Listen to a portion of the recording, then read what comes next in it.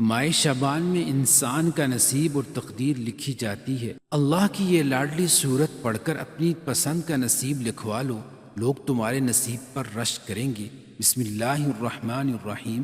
محترم ناظرین، جیسا کہ آپ جانتے ہیں کہ شعبان کے مہینے میں انسان کا نصیب اور تقدیر لکھی جاتی ہے، آج آپ کے لیے ماہ شعبان کا ایک ایسا نایاب وظیفہ لے کر آیا ہوں جسے ماہ شعبان میں کسی بھی دن پڑھنے والے کا نصیب اور تقدیر ایسی بدلتی ہے کہ اس کی زندگی میں کوئی دکھ تکلیف نہیں رہتی، اس کے منہ سے نکلی ہر دعا قبول ہوتی ہے، اور وہ جو کہتا ہے اللہ کے فضل و کرم سے وہ انسان کے نصیب میں لکھ دیا جاتا ہے۔ جو آپ میں سے ہر بھائی بہن یہ کوشش کرے کہ وہ ماہ شعبان میں یہ ایک نایاب اور مختصر سا وظیفہ روزانہ پڑھنے کا معمول بنا لے، اور اگر کسی مصروفیت کی وجہ سے آپ یہ وظیفہ روزانہ نہیں پڑھ سکتے تو شعبان کے پورے مہینے میں کسی ایک دن چند منٹ نکال کر یہ وظیفہ ضرور پڑھ لینا۔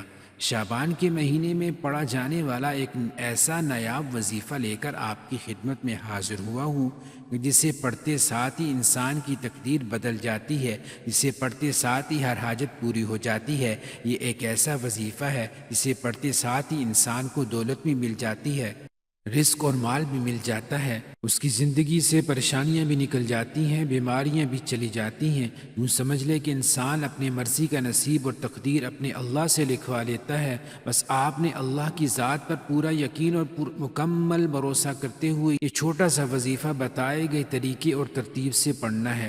جس کے گھر میں بے سکونی بے برکتی ختم ہونے کا نام نہیں لیتی، وہ شخص در در کی ٹھوکروں سے تنگ آ چکا ہے، جو اپنی زندگی سے ہار چکا ہے، نا امید ہو چکا ہے، جو شخص کہتا ہے کہ میں تو وظائف بھی پڑھتا ہوں، محنت بھی کرتا ہوں، تسبیحات پڑھ پڑھ کر تھک گیا ہوں، لیکن مجھے تو آج تک کامیابی نہیں ملی، تو وہ بھی شخص دنیا جہاں کے تمام کام چھوڑ کر ماہ شعبان میں یہ ایک وظیفہ لازمی پڑھ لے، اور پھر اپنی زندگی میں کامیابیوں کا آتا ہوا خود دیکھیے گا۔ پھر وہ جس کام میں ہاتھ ڈالے گا وہ کام فوراً ہو جائے گا، جس چیز کی طرف دیکھے گا وہ اس کی ہو جائے گی۔ تو محترم ناظرین، انسان پر جو مصیبت آتی ہے، چاہے بیماری کی صورت میں ہو یا ذہنی یا روحانی اذیت کی شکل میں ہو، کاروباری پریشانی ہو یا خاندانی لڑائی جھگڑوں کا دکھ اور صدمہ ہو، یاد رکھیے گا ہر قسم کی مصیبت اس کے گناہوں کی وجہ سے آتی ہے۔ گناہوں کی بخشش کے لیے اللہ سے معافی مانگنی چاہیے، کیونکہ اللہ تعالیٰ توبہ کرنے والوں سے محبت کرتا ہے اور اس کی پریشانیوں اور مصیبتوں کا ازالہ کر کے اسے خوشحال بنا دیتا ہے۔ اور اس معاشرے میں ہمیں بہت سے ایسے لوگ دکھائی دیتے ہیں جو تنگ دستی کی وجہ سے مشکلات کا شکار ہوتے ہیں اور اپنی تنگ دستی کے لیے مختلف راستے بھی اختیار کرتے ہیں۔ کبھی کسی تعویذ مانگنے والے کے پاس جاتے ہیں، کبھی کسی عالم کے پاس جاتے ہیں، مگر ہم اپنی ان کی غلطیوں اور کوتاہیوں پر نظر نہیں ڈالتے جو ہمارا رزق کم کرنے کی وجہ بنتی ہیں۔ اس وظیفے میں وقت کی کوئی پابندی نہیں ہے، نہ ہی کوئی جگہ کی قید ہے۔ اگر آپ کسی نماز کے بعد یہ وظیفہ پڑھتے ہیں تو یہ زیادہ بہتر ہے، کیونکہ نماز ادا کر کے جب آپ ذکر و اذکار کر کے اللہ کی تسبیح بیان کرنے کے بعد اللہ والوں کا بتایا ہوا وظیفہ پڑھ کر جب اللہ سے کچھ مانگتے ہیں تو اس کا اثر بہت زیادہ ہوتا ہے، اس میں طاقت بھی زیادہ ہوتی ہے۔ تو آپ نے کوشش کرنی ہے آپ کسی بھی نماز کے بعد یہ وظیفہ پڑھ لیں۔ اسی طرح اگر آپ گھر پر ہیں گھر پر پڑھ لیں، دکان پر ہیں دکان پر پڑھ لیں، دفتر میں ہیں دفتر میں پڑھ لیں، آپ چلتے پھرتے یہ وظیفہ پڑھ سکتے ہیں۔ لیکن پھر کہوں گا کہ بہتر یہی ہے کہ آپ سکون سے اطمینان سے باوضو حالت میں مصلی پر بیٹھ کر یہ عمل کریں، تاکہ یہ عمل آپ کو مکمل طور پر فائدہ دے سکے۔ تو آئیے محترم ناظرین، اب جان لیتے ہیں کہ آپ نے یہ وظیفہ کیسے پڑھنا ہے اور کن کن باتوں کا خاص خیال رکھنا ہے۔ لیکن اس سے پہلے آپ سے گزارش ہے کہ اگر آپ اس چینل پر نئے ہیں اور آپ نے ابھی تک اس چینل کو سبسکرائب نہیں کیا تو خدا رہا اس چینل کو ابھی سبسکرائب کر لیں، کیونکہ ایسی بہت سے وظائف بہت سے اعمال آپ کے حوالے ڈیلی بیسس پر کرتا رہوں گا انشاءاللہ۔ اب عمل کیا ہے؟ ماہ شعبان میں جب آپ یہ وظیفہ پڑھنے کا ارادہ کریں تو سب سے پہلے باوضو ہو کر آپ نے مصلی پر بیٹھنا ہے، پھر نبی کریم صلی اللہ علیہ وسلم کی ذات مبارکہ پر 3 بار درود پاک پڑھنا ہے۔ درود پاک آپ کوئی سا بھی پڑھ سکتے ہیں، آپ چاہیں تو آسان اور مختصر سا درود صلی اللہ علیہ وسلم پڑھ لیں، یا صلی اللہ علی محمد پڑھ لیں، یا درود ابراہیمی یعنی نماز والا درود پاک پڑھ لیں، اور چونکہ درود ابراہیمی کی فضیلت سب سے زیادہ ہے اور روایات میں آتا ہے کہ ہمارے پیارے آقا صلی اللہ علیہ وسلم بھی تمام درودوں میں درود ابراہیمی کو ہی پسند فرماتے تھے، تو آپ نے کوشش کرنی ہے کہ درود ابراہیمی ہی پڑھیں۔ ایک بار ثواب کی نیت سے درود ابراہیمی میرے ساتھ بھی پڑھ لیجئے گا۔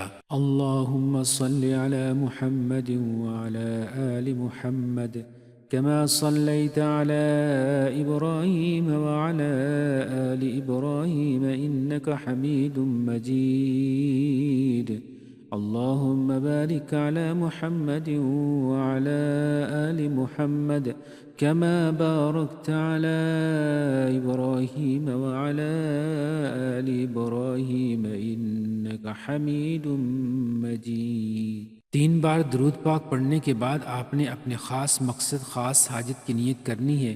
مثلا آپ کرائے کے مکان میں رہتے ہیں اور اپنا ذاتی گھر خریدنا چاہتے ہیں تو آپ اس کی نیت کر لیں کہ مجھے میرا ذاتی مکان مل جائے، یا پھر آپ کے کاروباری مسائل ہیں، پریشانیاں ہیں، تو آپ اس چیز کی نیت کر لیں کہ میرا کاروبار اچھا چل پڑے۔ آپ کہیں نوکری کے خواہش مند ہیں تو اس چیز کی نیت کر سکتے ہیں کہ مجھے کہیں اچھی جگہ نوکری مل جائے، میری ساری پریشانیاں ختم ہو جائیں۔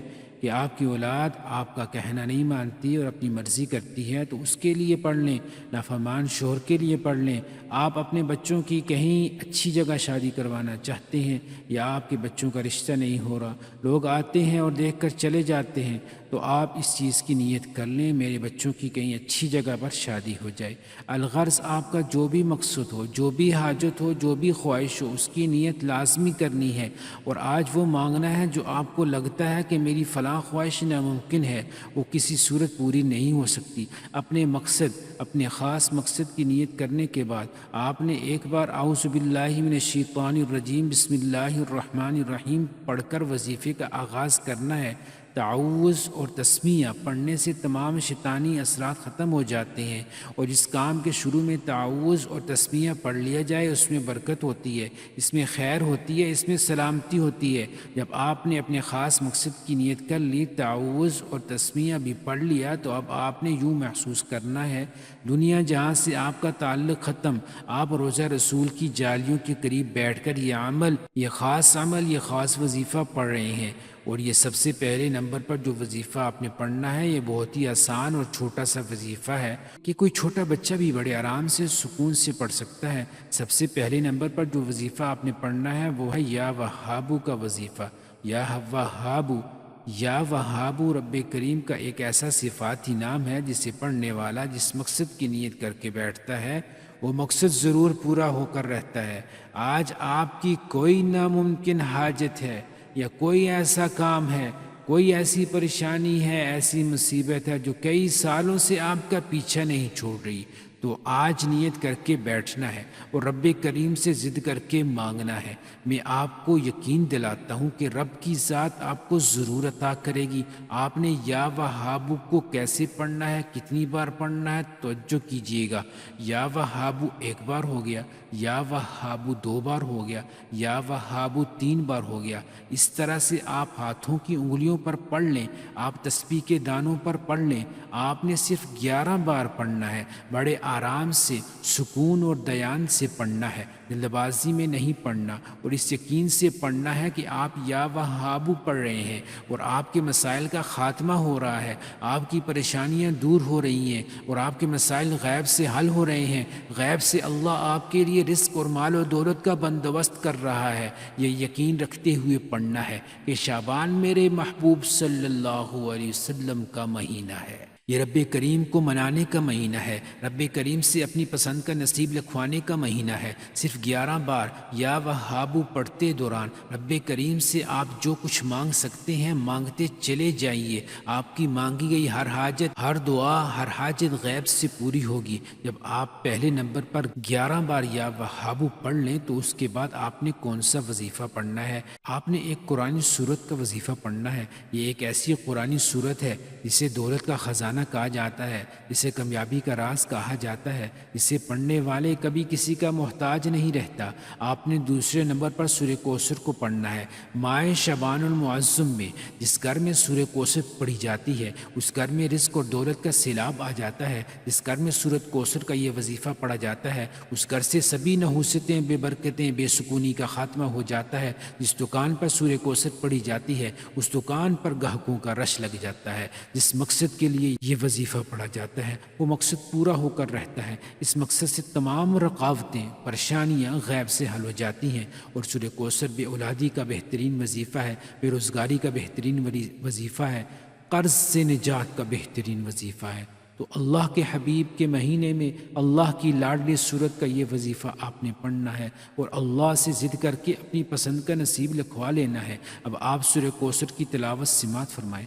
اعوذ باللہ من الشیطان الرجیم، بسم اللہ الرحمن الرحیم، انا اعطیناک الکوثر فصل لربک وانحر ان شانئک هو الابتر۔ دوسرے نمبر پر آپ نے سورہ کوثر کو صرف 10 بار پڑھنا ہے اور آپ جتنا خوبصورتی سے پڑھ سکتے ہیں، جتنی محبت اور عقیدت کے ساتھ پڑھ سکتے ہیں، جتنا یقین کامل کے ساتھ پڑھ سکتے ہیں پڑھیے گا۔ آپ کو کیا، آپ کے گھر کا بچہ دولت مند ہو جائے گا، آپ کی نسلیں آباد ہو جائیں گی، آپ ہر پریشانی سے نجات پا لیں گے۔ یہ عمل آپ نے بتائے گئے طریقے سے پڑھنا ہے۔ پہلے نمبر پر یا وہاب 11 بار پڑھنا ہے، دوسرے نمبر پر 10 بار سورہ کوثر پڑھنی ہے۔ یہ 2 وظائف پڑھنے کے بعد آپ نے آج کا تیسرا اور آخری وظیفہ پڑھنا ہے۔ یہ وظیفہ انتہائی کمال کا وظیفہ ہے، انتہائی مستند اور مجرب وظیفہ ہے، اور یہ ایک قرآنی آیت کا وظیفہ ہے۔ یہ قرآنی آیت الحمدللہ رب العالمین، الحمدللہ رب العالمین کا مطلب کیا ہے؟ تمام تعریفیں اللہ کے لیے ہیں جو تمام جہانوں کا رب ہے۔ اس آیت میں ہم اللہ کا شکر ادا کر رہے ہیں، اور جو بندہ اللہ کا شکر ادا کرتا ہے اللہ اسے نواز دیتا ہے، جو اللہ کی ناشکری کرتا ہے اللہ اس سے نعمتیں چھین لیتا ہے۔ اور جب آپ الحمدللہ رب العالمین پڑھ کر اللہ کا شکر ادا کریں گے میرا رب آپ کو اتنا نوازے گا کہ آپ کو خود بھی سمجھ نہیں آئے گی کہ آپ کے رزق و دولت میں اضافہ کہاں سے ہو رہا ہے، آپ کی پریشانیاں کہاں سے دور ہو رہی ہیں۔ میرا رب ایسے اسباب پیدا فرمائے گا کہ آج کے بعد آپ کو کسی کے سامنے جھکنا نہیں پڑے گا، کسی سے مانگنا نہیں پڑے گا، اور ان تمام کی تمام کامیابیوں کے بعد اللہ کا شکر ادا کرنے والا رب کو راضی کر لیتا ہے، رب کو منا لیتا ہے۔ اس لیے آپ نے آخر میں الحمدللہ رب العالمین کو پڑھ کر کیسے پڑھنا ہے، کتنی بار پڑھنا ہے، توجہ کیجیے گا۔ الحمدللہ رب العالمین 1 بار ہو گیا، الحمدللہ رب العالمین 2 بار ہو گیا، الحمدللہ رب العالمین 3 بار ہو گیا۔ اس طرح سے آپ ہاتھوں کی انگلیوں پر بھی پڑھ لیں یا آپ تسبیح کے دانوں پر پڑھ لیں، آپ نے صرف 11 بار پڑھنا ہے۔ اللہ والے فرماتے ہیں کہ اگر تو شکر کرتا ہے تو رب تیرے رزق میں، تیری دولت میں اضافہ فرماتا ہے، اگر تو چاہتا ہے کہ تیرے رزق میں کمی ہو تو ناشکری کر، تو راتوں رات غربت کا شکار ہو جائے گا۔ اس لیے اگر آپ اپنے مال و جان میں برکتیں، وسعتیں، سلامتی چاہتے ہیں تو زیادہ سے زیادہ رب کا شکر ادا کریں۔ رب کی نوازش دے کر آپ خود حیران رہ جائیں گے۔ جب آپ یہ تینوں اعمال بتائے گئے طریقے اور ترتیب کے مطابق پڑھ لیں تو اس کے بعد آپ نے آخر میں پھر 3 بار درود پاک پڑھنا ہے جو آپ نے عمل کے شروع میں پڑھا تھا۔ اب آپ کا عمل مکمل ہو چکا۔ آج کے عمل کی ترتیب: ماہ شعبان المعظم میں کسی بھی وقت، کسی بھی دن، کسی بھی نماز کے بعد آپ نے باوضو ہو کر نبی کریم صلی اللہ علیہ وسلم کی ذات مبارکہ پر 3 بار درود پڑھنا ہے، پھر اپنے مقصد کی نیت کرنی ہے۔ اس کے بعد 1 بار تعوذ اور تسمیہ پڑھ کر وظیفے کا آغاز کرنا ہے، اور سب سے پہلے نمبر پر 11 بار یا وہاب پڑھنا ہے، دوسرے نمبر پر 10 بار سورہ کوثر پڑھنی ہے، تیسرے نمبر پر 11 بار الحمدللہ رب العالمین پڑھنا ہے، پھر آخر میں 3 بار درود پاک پڑھنا ہے جو آپ نے عمل کے شروع میں پڑھا تھا۔ یہ وظیفہ کرنے کے بعد اللہ آپ کی نسلوں کو بھی آباد کر دے گا۔ جن گناہوں کی پکڑ کی وجہ سے رب نے آپ کا رزق تنگ کیا ہوا ہے، آپ کے گھر میں پریشانیاں ہیں، فاقے ہیں، تنگ دستیاں ہیں، یہ وظیفہ کرنے کے بعد اور اس کی فضیلت اور برکت آپ کی ہر طرح کی پریشانی، ہر طرح کے گناہ، ہر طرح کی بندشیں ٹوٹ جائیں گی اور کامیابی آپ کا مقدر بنے گی۔ آپ جس چیز میں ہاتھ ڈالیں گے وہ سونا ہو جائے گی، جس چیز کی طرف دیکھیں گے وہ چیز آپ کی ہو جائے گی۔ تو میرے تمام بھائیوں اور بہنوں، جو کسی بھی طرح کی مشکل پریشانی کا شکار ہے۔ آپ کے گھر میں پریشانیاں ہیں، فاقے ہیں، تنگ دستیاں ہیں، آپ کے اوپر قرض چڑھ چکا ہے اور اتنا قرض ہے کہ اس سے نکلنے کی کوئی صورت نظر نہیں آتی، تو اپنے تمام بہن بھائیوں سے گزارش کر رہا ہوں یہ وظیفہ ماہ شعبان میں ایک مرتبہ ضرور کر لیجئے گا۔ ہر طرح کی پریشانیوں سے، ہر طرح کی مصیبتوں سے، بیماریوں سے آپ کی جان چھوٹ جائے گی۔